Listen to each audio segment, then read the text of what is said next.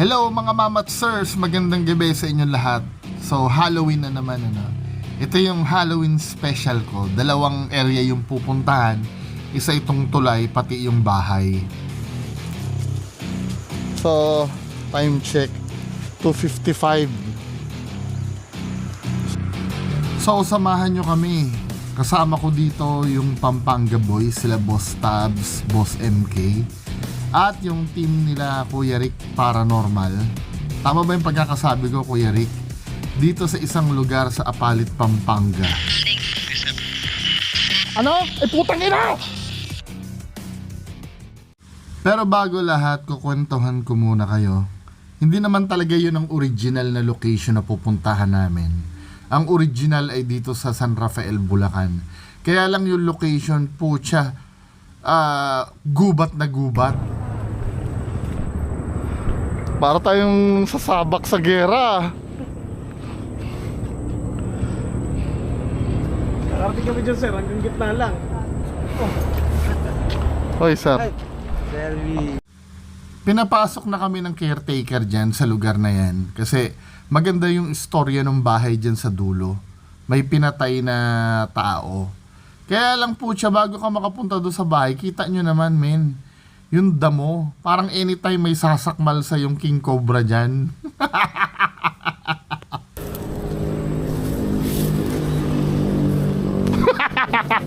Wala na pa ibang lugar? Wala bang ibang daanan to? Tawid ba ako? Hindi, ang naisip kong may alam kayong plywood. Lalatagan ng plywood, lakad. Latag ng plywood. Ang dami natin. Meron po kasi ito panghawan talaga. Kaya lang, ulok. Magbubugaw na. Kailangan magbubugaw. Ang hirap lang.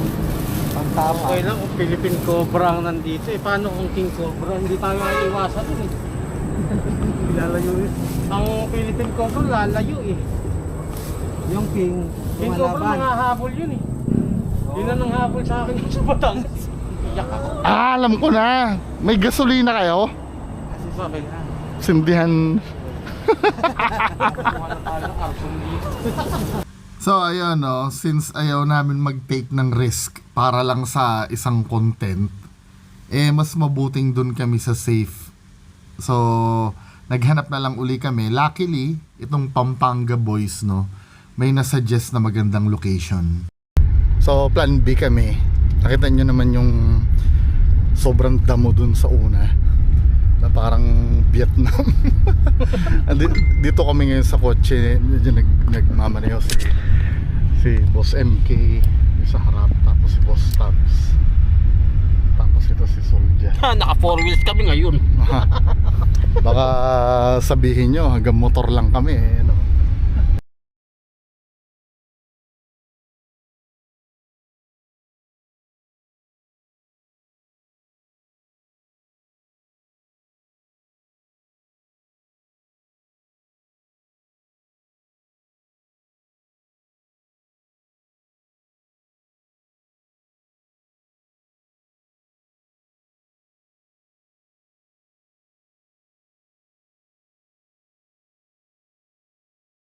So andito kami ngayon sa sa barangay. Papaalam, baka pwedeng may sumama sa amin dahil parang addict daw parang drug den. Napadaan kami dito sa barangay na nakakasakop doon sa pupuntahan namin para magpaalam. Napakabait na mga tao dito at binigyan kami ng permiso. So ayun, pinayagan kami Hindi ko na lang na shoot. Pagpasok ako yung sinalang na itong mga to. Nice one. So ito na yung location na aming pupuntahan. Kita nyo naman, lumang-luma na. Pero dati isa daw itong magandang mansion Ito ay parang bahay bakasyonan ng isang kilalang aktor. Pero ang totoong may-ari nito ay yung asawa niya. Kasi kilala yung pamilya ng asawa niya dito sa lugar na to. Nung unang nagpunta kasi kami dito, Medyo, syempre dahil di namin alam yung lugar, medyo nakakakilabot din pagka first time mo. May mga naririnig kami na mga footstep at saka mga naglalarong bata dyan sa loob. Tapos, yun nga, ang sabi nung nakatira dyan sa harapan, meron daw silang nakikita dito na hindi naman nila alam kung ano yun.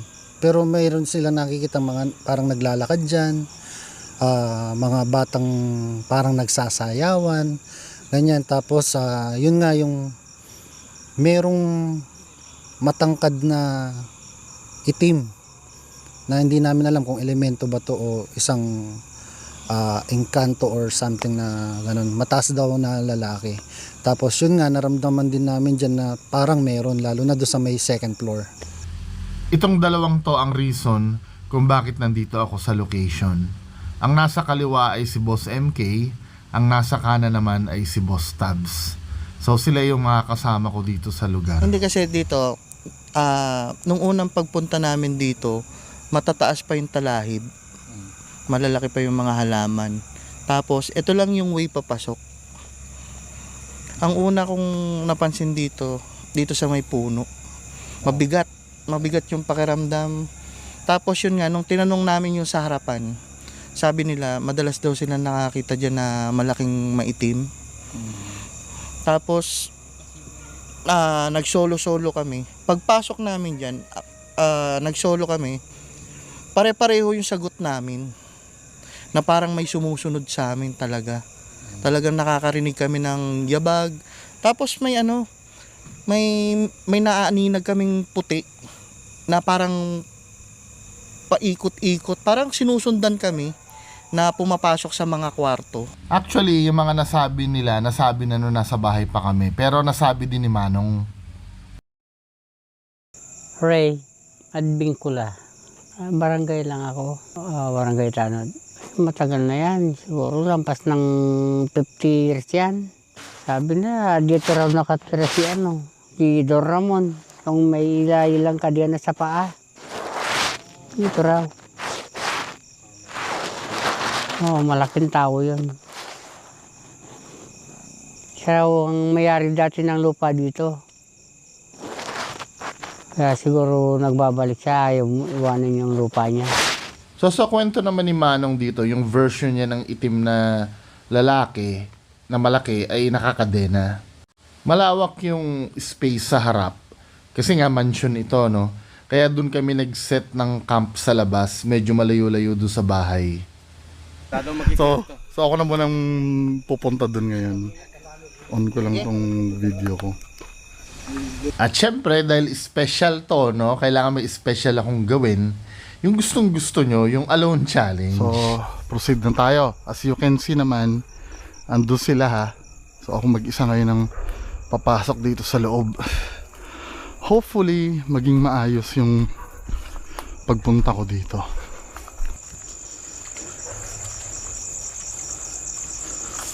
Tangina, creepy pala talaga.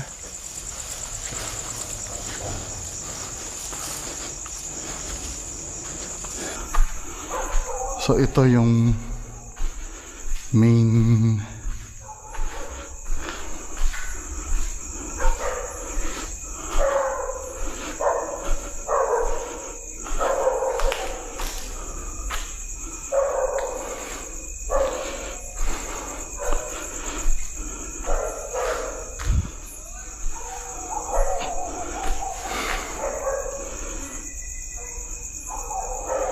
iba yung atmosphere dito sa loob, mga men.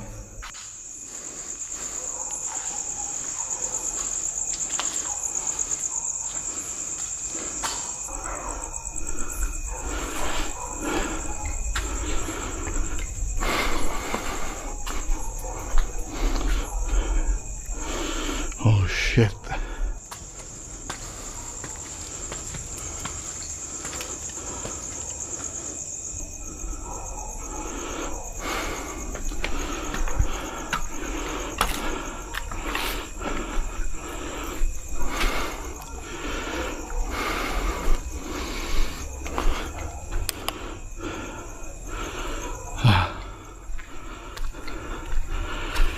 Lagay ako ng ano dito. EMF meter.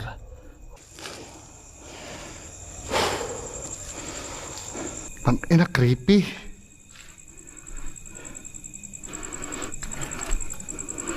Talagang ano to, magandang bahay. Napabayaan lang talaga. Kasi kung makita nyo may bakas ng tiles, oh. So ganito talaga kalawak yung mansion na to. Ang daming kwarto. I think para sa guests yung iba eh.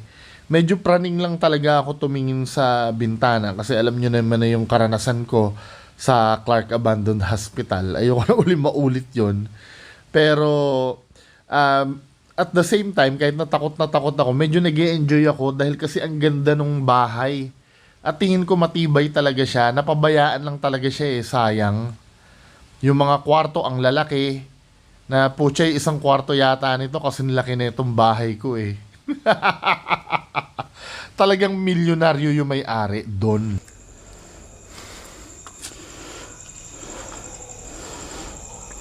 Tatanim tayong camera dito. Kakapraning ang puta.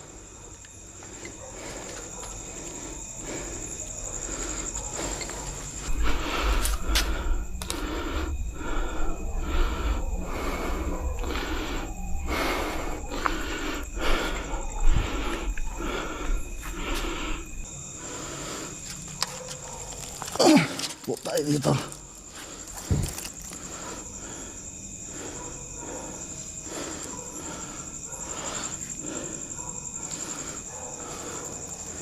Conduct tayo ng spirit box.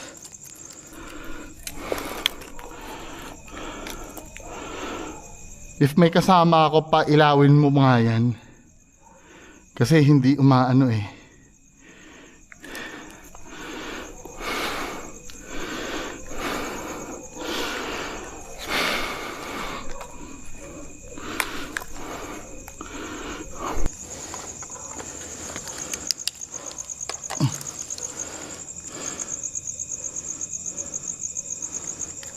Spirit box tayo. Oh, shit.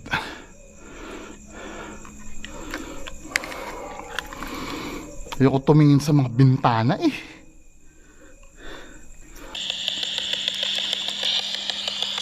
May kasama ba ako dito?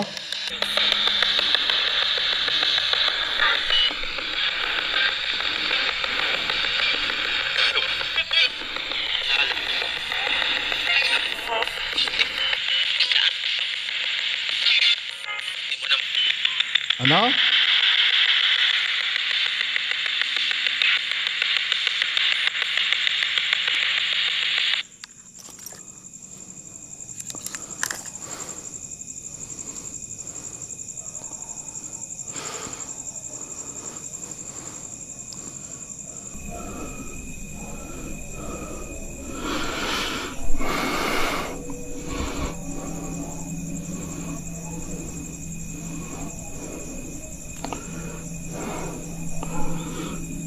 Walang magpapapalo ng ano ng EMF meter. Yung umiilaw po.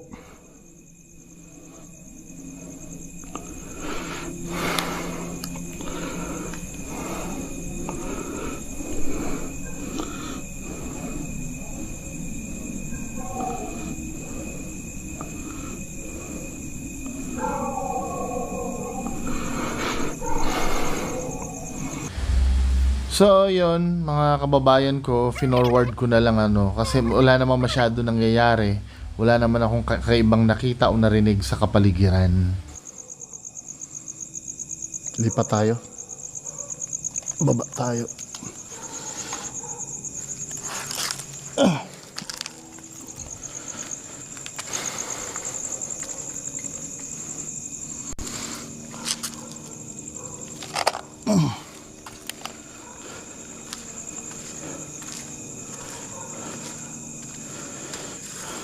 Kayo hating kayo sa paligid. Baka meron.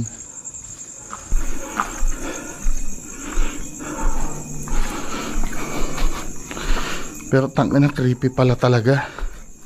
Lalo na pag ikaw lang mag-isa. Dito sa banda rito, may narinig ako. I'm not saying na paranormal ito, ano, pero ang weird na magkaroon ng daga. Kaboses niya si Linyo eh.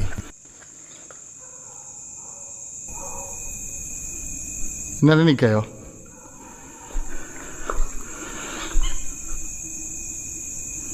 Ano yun? Ayaw ko, parang daga yun or labas na ako. Ay, putang ina! Ano yun?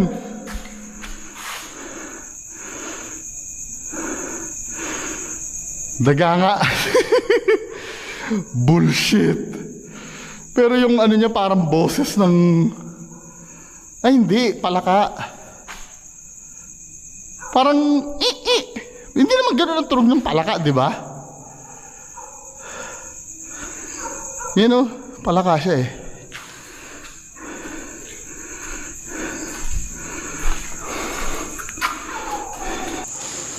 Hindi siya dugo, hindi siya ano ng palaka.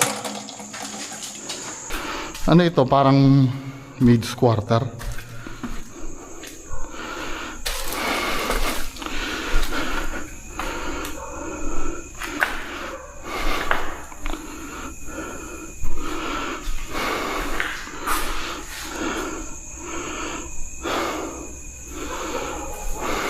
Dami niyang pasikot-sikot. Nasayang itong bahay na to. Ano kaya itong lugar na to?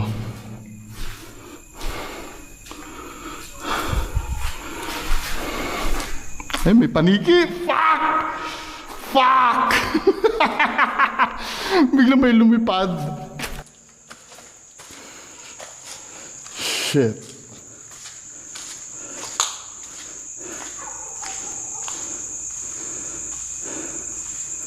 Pag nireview ko naman yung camera, maano ko naman yun eh. Dito na nga lang ako dadaan, walang daan dito. Now, proceed tayo do sa next part. Ang next part nitong bahay ay yung malawak na, I think, event center yata yon, parang ballroom area eh. May stage kasi yon. Pero habang papunta ako doon, may napansin akong mga nagkalat na gamit. Alam ko na yata ang dahilan. Ito banda rito. Kasi pugad daw ito ng pugad siya ng may nagsasyabu, may nagduda ako dito eh. May nakita ako ditong passbook. Parang feeling ko may hinold up. Tapos dito tinapon yung mga laman ng bag. Ito yung bag oh.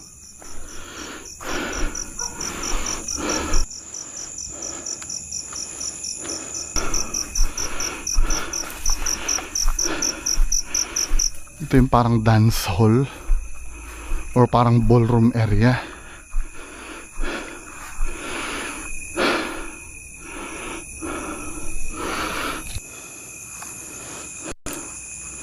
Gamitin natin yung dalawang flashlight natin.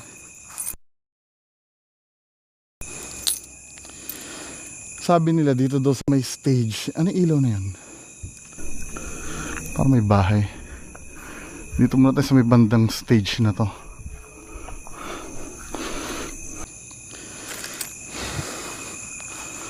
Dito sa may bandang stage. May something daw dito. Hello?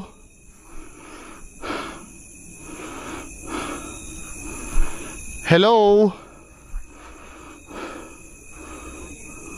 Kakapraning yung mga nakasilip na yun, akala mo.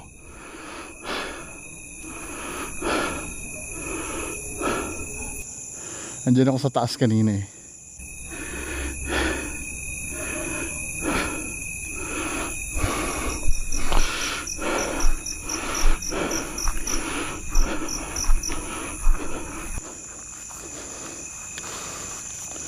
Kita nyo ba ako?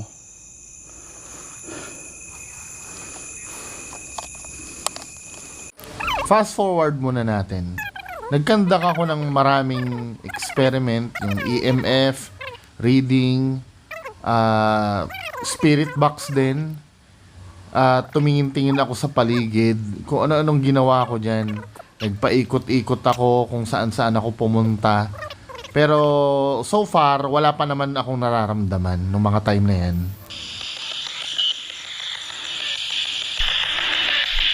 May kasama ba ako dito? May kasama ako dito?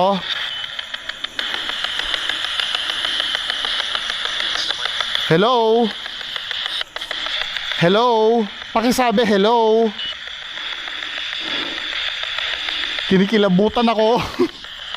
Ano? Hello daw, hello, hello.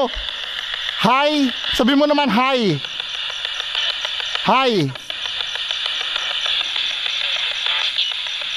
Ano?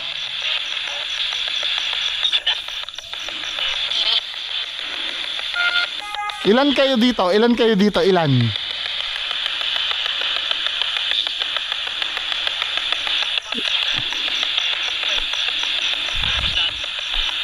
Isa? Ano ka dito? Ano? Hindi ko ma-made up yung sagot na yun. Kaya mga kababayan ko, kung naiintindihan nyo yun, paki-rewind at paki-comment sa baba. Andito ba si Don Ramon?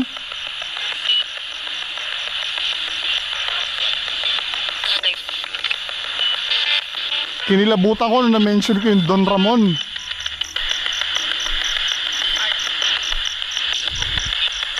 Tatay nung asawa ni nung artista. At ito na nga, challenge natin si Don Ramon na magpakita. Kaya ito nga, nagpakita siya sa tabi ko. Don Ramon! Andito ka ba?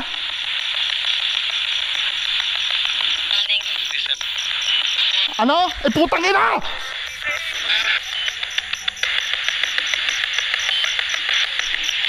May nakita ba kayo sa tabi ko? Ano? Eh putang ina!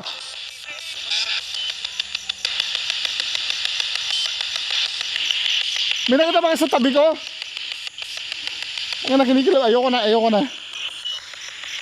Ayoko na. May nakita ba kayo sa tabi ko? Re-review ko na lang yung camera. I swear to God, meron ako nakitang shadow figure sa tabi ko. Malaki siya kasi hindi ko nakikita yung damo black siya, pero hindi ko nakikita yung damo. Then suddenly nawala siya, tapos nakita ko na yung damo. I don't know, no, wala naman akong evidence, hindi naman nakita sa camera, hindi naman nag-manifest. So baka guni-guni ko lang.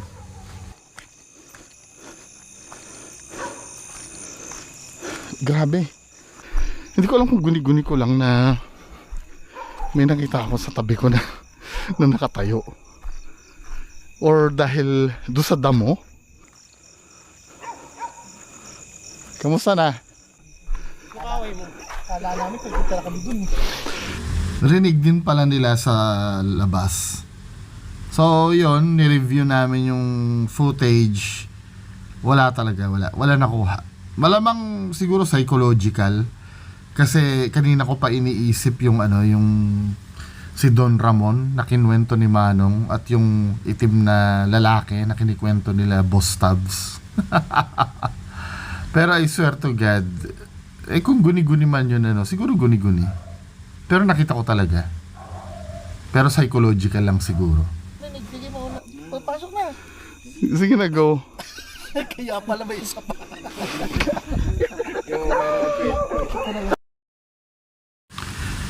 So after makatapos ng lahat mag-explore dun sa loob ng abandoned building, ito na yung second phase. Ito na yung investigation. Napagdesisyonan nila Kuya Rick na gumamit ng Ouija board. So ito, 4 silang magkakandak at kasama si Soldier dun. Hindi na ako sumama kasi naranasan ko na ito sa Clark kasama si Sir Ed. So sila na lang muna. Sisimula ko na po magtanong. Sige po. Unang tanong ko po, welcome ba kami dito sa lugar nyo? Meron po kaming mga gadgets dito or device. Itong EMF, pailawin nyo po. Yung REM pad, patunogin nyo. Welcome ba kami dito sa inyo? Sa lugar nyo? So, finorward ko na kasi almost 10 minutes din na walang nangyayari. hindi gumagalaw yung planchet at hindi rin nagre-react ang EMF meter hanggang sa Ulitin ko ang tanong. Galit ba kayo na nandito kami ngayon? Sige, pagalawin nyo. Nakasan nyo pa. I'm not saying na paranormal ito, no? Pero nakaka-amaze yung timing ng sagot ng EMF sa tanong. Compelling siya. Ulit ko ang tanong. Galit ba kayo na pumunta kami dito sa inyong lugar? Cool, di ba? Kaya kahit ito si Solja na sobrang skeptic na patingin sa akin. Pagalawin nyo ang Ouija board. Sumagot kayo. Galit ba kayo na nandito kami ngayon? Na nag-explore sa inyong lugar? Grabe yung response, di ba? Full scale. Kaya napaalis ako doon sa likod ng camera eh. Kasi napaka-compelling nun. Although na hindi gumagalaw yung planchet, pero sumasagot siya sa tanong. Now, i-fast forward natin kasi wala naman nangyayari sa part na yan eh. Ulitin ko ang tanong. Galit ba kayo sa pagpunta namin dito para mag-explore? Sagutin nyo gamit yung Ouija board.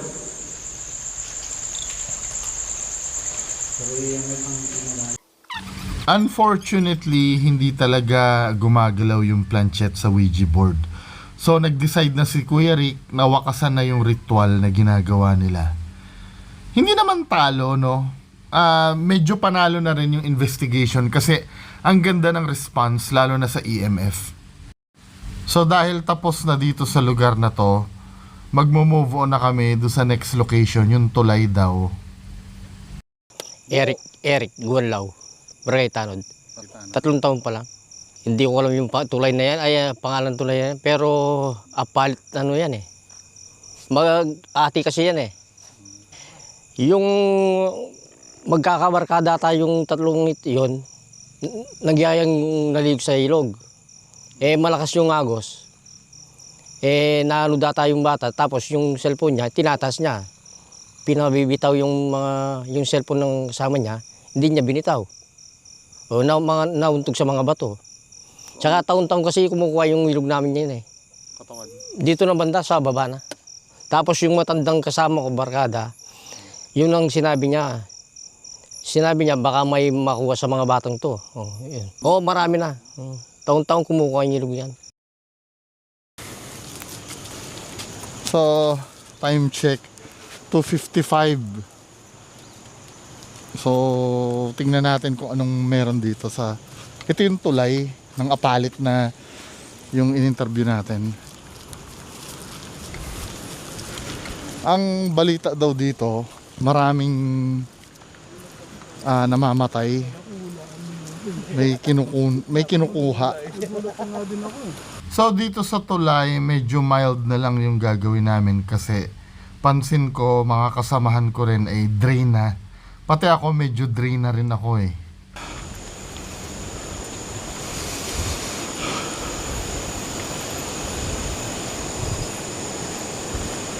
Hello?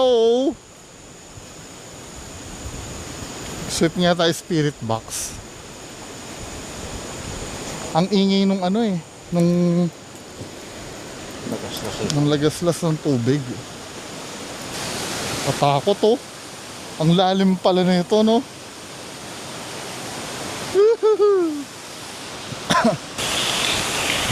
Meron ba kaming kasama dito?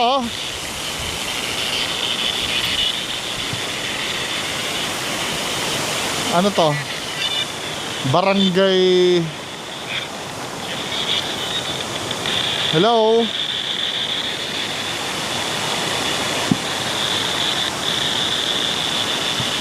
Lumayo kang konti sa akin para medyo maano ang kuha ko. Hello? May kasama ba ako dito? Oo. Baba. Saan sa baba? Isa ka ba sa namatay?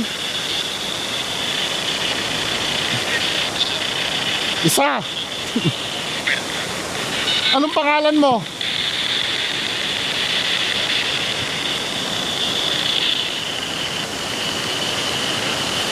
Anong pangalan mo? Ilan kayo na nandito? Ilan?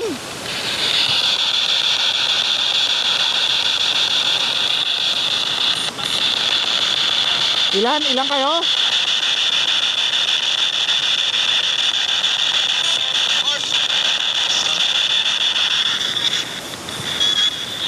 So, i-fast forward natin to mga men. Then suddenly naman, ito si Boss MK, may nakita siya. Ano yun? Parang baboy. Apo. Parang apo. Bakit?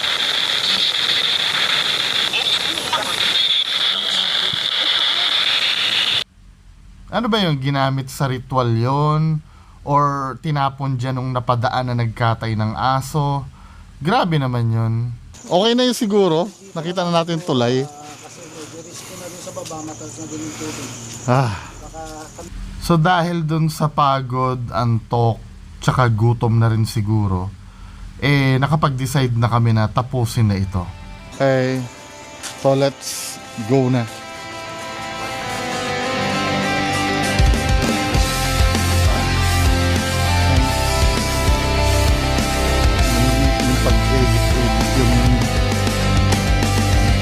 So maraming salamat sa mga nakasama, sa mga tumulong sa amin na lokal, at sa mga bagong kaibigan na na-meet ko, at naging masaya tayong lahat.